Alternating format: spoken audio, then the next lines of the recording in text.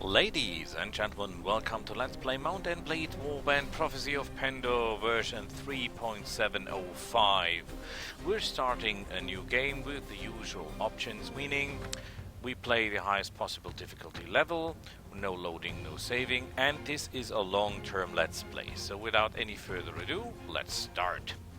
Creation, for those of you who don't know, this character creation is made by choices. You're not directly distributing your points, you're selecting your benefits, your bonuses through your choices. Now, not all of these choices are equal. Some give you greater benefits to skill points and some give you less benefits, but in different categories. For example, if you're going for a fighting character, you should take something like a knight. He will not get as many skill points as a physician, who gets the most, but he will get them in fighting categories, where the physician will get them in healing categories. Healing is not magical here, it's more like first aid, wound treatment and surgery, but it helps a lot. Normally I would go for a physician because he gets the highest number of points in total. Meaning if you want to go for a total point value, you go for the physician. But I have a different plan for this long-term character, and therefore we're going for a merchant ship captain. What does that mean? A merchant ship captain actually gets only 12 skill points in total. He gets them in riding, trading, looting, pathfinding, inventory management and persuasion. While the physician gets 17 in total in riding, pathfinding, first aid, wound treatment, surgery, inventory management, leadership, prison management and trade. But the ship merchant gets more in trade than the respective physician, and why that is important you will notice later. For example, if you're going for a rough and mysterious figure, you will notice that you're getting even 19 skill points, but some of them are, in my opinion, more or less worthless, because you're getting, for example, power throw, and unless you want to end throwing things at people that have a very limited range and a very limited ammo capacity, that is not a very good choice. We're going for the merchant again, and we're going for the merchant right again. And these choices here actually are subquests, because whatever you take here will not only affect your character, it will also affect certain special events in the game. So for example, if you're taking too many enemies to seek the end of your life, you will be chased by enemies. Now that sounds horrible. What it actually is that the food is coming to you. Normally you have to hunt for your living, meaning you run and search for thieves, thugs, pirates and that kind of stuff. With this little event here, from time to time the food will, or the stuff will going to search for you, and you just can pick them off. And they have respectable good loot, especially for starting, so we take that. So now we need a flag. Normally I would take something with arrows because I'm a ranged fighter, but I'm also a not fair fighter, and I think that is represented best by the scorpion. So we take the scorpion, no fair fight. Normally I would advise you to go for realistic, but I will allow me to quit without saving. That will allow me to make more than one save game, and as this is a Let's Play series, that is quite important, because one wrong save, and then for example my 2-year-old son is having problems, or I have to do something in the household, and the recording is ruined, and then what? That's the reason I'm doing this way. So, we need a name. And you will immediately notice something. First of all, I have trade 9. Now what is there to know about the skills? 10 is the maximum. You cannot go past 10. And there's certain books, for example, or certain achievements in the game that give you bonuses. So for example, for trade there is only one way to get it better, and that is one book that gives you 1 point. So trade should not be higher than 9. So that is actually perfect. We find the book, we get 10, and trade is maxed out. Every point in trade gives us 5% more money when we sell something, and we pay 5% less money when we have to buy something. So that's a quite important skill in the beginning. As for the other skills, just remember every skill has a base attribute. The skill can only be as high as the base attribute divided by 3. For example, if you have strength 9, you can put a strength-based skill up to 3 in total. So if you want to get, for example, to 4, you have to put strength to 12. Every time you level up, you get 1 attribute point and 1 skill point. Attributes have specials as well. For example, every point you put into strength, you're getting a hit point. Every point you're getting into agility, you will get 5 points in your weapon prophecies to distribute. Intelligence, every point spent there will give you 1 additional skill point. Charisma, every point there will give you 2 party size limit, meaning you can have 2 more soldiers in your army. To put that into perspective, normally your party size limit is determined by your leadership. Every point there gives you 10, and by your renown. Later on you will have about 250 to 300 soldiers. So as charisma only gives you +2, it's not that important. Furthermore, remember there are certain special things that rise your charisma. And as the maximum number of skill points you can have in one skill is 10, the maximum amount you should invest in an attribute is 30, because every point you invest past that will not allow you to rise the skill even further. And now there comes a little bit mathematic. If I'm going too deeply into this, just tell me in the comments and then I will explain in detail. But the point is, as the maximum number of leadership, for example, is 10, and we want to have 10 to have the highest number of troops possible and the most reduction in wages, because each point here reduces the wages of your troop by 5%. So, the maximum number you can have is 10, so the maximum attribute point you should have is 30. But now there it comes. There is a special event when you become a king, you gain +1 leadership. And there is a book that gives you +1 leadership. So actually you only have to put your charisma up to 24 in order to get leadership 10, because you get it up to 24. Then you put 8 points into leadership, then you read the book, then you become king, and then it is 10. If you do it any other way around, the points will be lost. For example, if you have 9 leadership and then you become king and read the book, you're still only at 10 points. So 24 charisma we need to get leadership to 8. But wait, there is more. There are special events or special achievements that give you charisma points, in total 4. So actually we only need charisma 20 to get leadership 8, because we get charisma 20, then we get the achievements, that makes them 24, because there are 4 points to get through the achievements, and then we can put leadership to 8. But wait, there is more. There are so-called Qualis gems, and the first 3 ones will give you 2 charisma each. So actually, we only have to put our charisma up to 14 to max out leadership. That is something that's very important to know if you want to play this game on a long term. Intelligence, there is no cap there, because the more intelligence you have, the more points you have to spend there, and you need a lot of skills. Agility, the higher the better, because you need it for looting. And looting, every point you're looting gives you 10% more value of the loot you find. I find that very important. And it's good for riding and horse archery and shield. Strength. The higher strength, the better weapons and armor you can wear. But remember, even with strength 9 you can wear pretty good armor. Armor does not only depend on strength, there is low strength, very high quality armor. So, well, it's important for power throw and power draw and power strike, but I will explain that in a second. I hope I have done everything with the attributes that you're interested in. If you have questions to the attributes, just ask in the comments and I will talk about that in the next video. Now up to the skills. Iron Flesh will give you 2 life points each. That does not sound a lot, but as you see, our health is 44 and you're not gaining health points by leveling.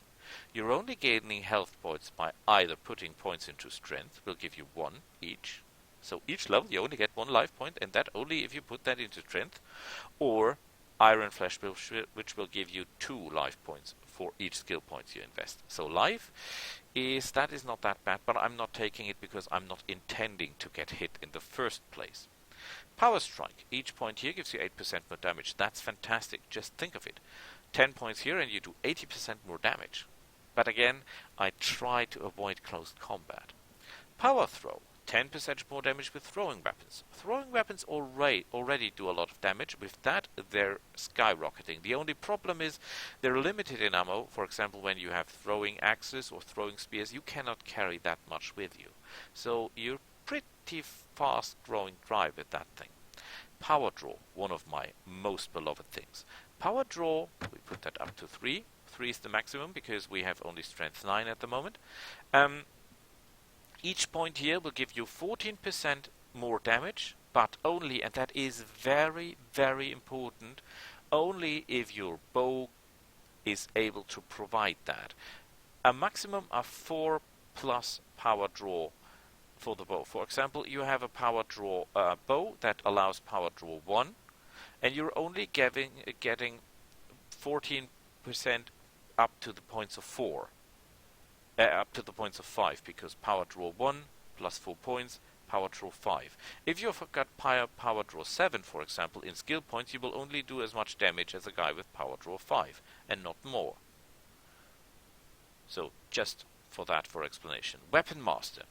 The higher your Weapon Master skill, the faster your weapon prophecies will rise. But beware, they only rise faster, they do not rise higher. So if you can max out all your weapon prophecies with Weapon Master 1 or even 0, it just will take years to do so. Shield. Very important because a shield keeps you alive. There are certain shields that have a minimum requirement to be used. 3 is the maximum as far as I know. So 3 we should have. But we can only have 1 because it's based on agility. I also already wanted to put some points there, so let's do that. So, shield, excellent. We want to get agility high as soon as possible, because the higher our agility, the higher we can put our looting skill. The higher our looting skill is, the more valuable loot we will find. But back to the list. Athletics will allow you to run faster. Trust me, if you're on your own foot on the battlefield, you're dead. Riding is the choice of a warrior. Athletics, you're not at the Olympics here. You're fighting for your life. And you're fighting on your life on your own foot, you're pretty much dead. Riding. The higher the riding skill, the faster the horse, and certain horses need a certain riding skill. So very important as well. Horse archery. The higher here, the more damage you will do from shooting for a horseback, or better to say, the less penalty there will be for both accuracy and damage. Looting, as I mentioned, the higher the better. Trainer. When you have a high training skill, all troops that are lower than you in your army will get experience points each day. Never put that past 5, because there books and achievements that give you in total 5 bonus points to trainer. As I said, 10 is the maximum, so each point about 5 is wasted. Tracking. That will allow you to see where enemy armies move, and you can track them down if you like to. Nice, but not necessary. Tactics. Each point in tactic will allow you to put more troops on the battlefield than the enemy. Nice, but not important in my eyes. Pathfinding. Hear me out. This one's important. The higher your pathfinding skill, the faster you move. Think of Napoleon. Mobility wins wars. The faster you are, the better are your chances that you decide when you fight and when not. Spotting. It's, well, you see enemies from greater distances. That's nice, but you can leave that to a companion. Inventory management. The higher the better, because the more stuff you can carry. It's not managed by weight, it's managed by slots. So, for example, a throwing dagger takes 1 slot, and a plate armor takes 1 slot. That is because they expect that you have horses that carry the stuff. Don't ask me. It's just the case. Meaning each point here will give you 6 additional slots where you can put stuff that you can sell or take with you. Very important if you want to make a living. Wound treatment. Very important as well, because that allows you to heal faster and your troops. Surgery. reduces the chance that your troops, if they're knocked out, die. Very important if you have high value troops, because you don't want them to die on the battlefield. First aid. You will have companions. What is a companion? What is a troop? I will explain that later. But this will allow your heroes to regain health after missions. Yes, there are missions, so to say. Engineer, building siege engines and construct buildings in your thieves when you have them later on. Very important later on, absolutely not important in the beginning. Persuasion, tell others what you think. Well, I'm trying to do that through YouTube. No, I'm just kidding. Yeah, it's nice to have when you're making your kingdom, because you have to persuade the other lords. Prison management. Most people say this thing is only good for having more prisoners and making money. That is not the case. Each point in prison management will give you an additional 5% chance to capture an enemy lord or army leader. Why is that important? There are army leaders of neutral factions, and if you capture those guys, you can get the best stuff in the game. Absolute amazing weapons, blueprints for your soldier weapons and armor, special armor, quality gems, enormous amounts of money. That's very, very important to have that as high as humanly possible. Leadership. As mentioned, every point in leaderships will give you an additional 10% command ability, 10 troops more, and not 10%, 10 troops more to your army size, and it reduces the wages of your troops by 5%. Also very important if you want to have a big army. Yes, yes, yes, yes, yes. As for the moment, I want to put up actually prison management, because you never know when you run into someone who has troops, has a special item. For example, we run around and we see the despoiler fighting, and he's losing. Then we can join the battle, and there is a chance that we take him prisoner. And with prison management 4, the chances that we get that guy are higher, and that's very important. To the weapon prophecies, well, they're all good. I personally prefer bows, and you will see why very, very soon. Forearms are nice if you like halberds and riding down enemies with lances. 200 weapons are for those of you who like the pure brutality. 100 weapons are for the shield and weapon guys.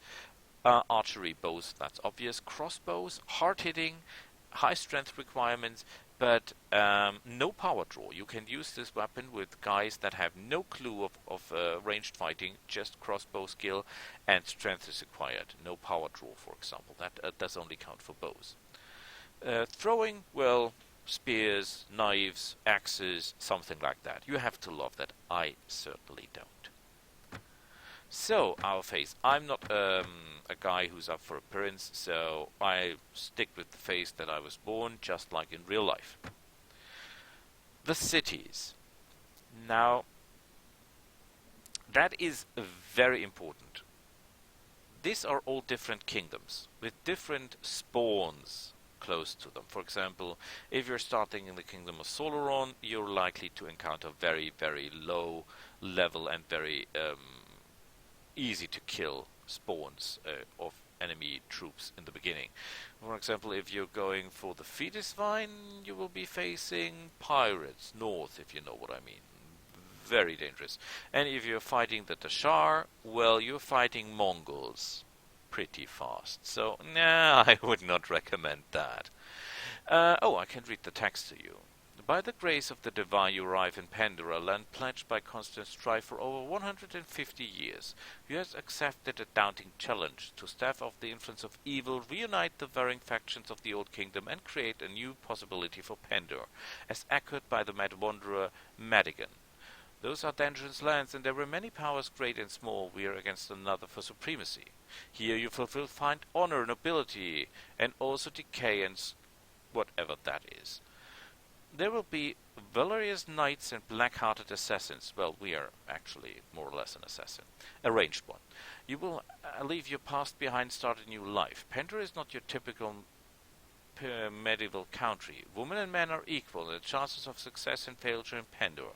If you succeed, you will create another destiny, creating a new possibility in the infinite dimensions of reality. Your choices may create a new threat on the way of the oracle to choose and offer the possibility that your actions may save us all. Drawn by the stories you hear about Pendor, it's in its kingdoms, you join a caravan to Ravenstein. Why Ravenstein? Because there are two secret chests close to starting cities. One is close in a city to Yaviksom and one is close to a city in Ravenstein. So we go there. You travel through the Ravenstein highlands exposed to bitter winds and snow, with a backdrop of howling wolves. Much of the land here is frozen solid, in part for a year, but Ravenstein's forests are rich of the fuel-bearing game, and the river teems with fish. Miners wrest iron from the unyielding mountains. Riches of the land draw traders, but the traders in turn draw bandits. Mist Mountain riders, mounted on shaggy horses, watch the passage of your caravan from a snowy ridge, and luckily don't attack. You're glad when the spires of the town Ravenstone come into view. Exhausted by the time you find the inn Ravenstein and fall asleep quickly. Awake before dawn and eager to explore your surroundings, you venture out into the streets, which are still deserted in an early morn. Suddenly the grasp of a blade sliding from his cupboard makes the hairs on your neck stand to an end. You're instantly on the alert for trouble. Well, if we can beat the guy now, that's sheer luck.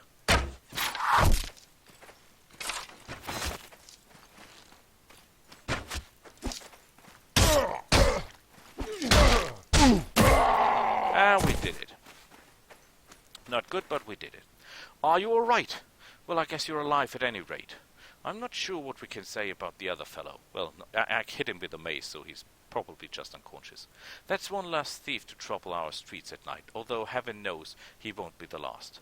Anyway, maybe you can help me with something. Let's talk more inside. Out here, we don't know who's listening. The merchant takes you into his house. Once inside, he stands by the door for a while, checking the streets.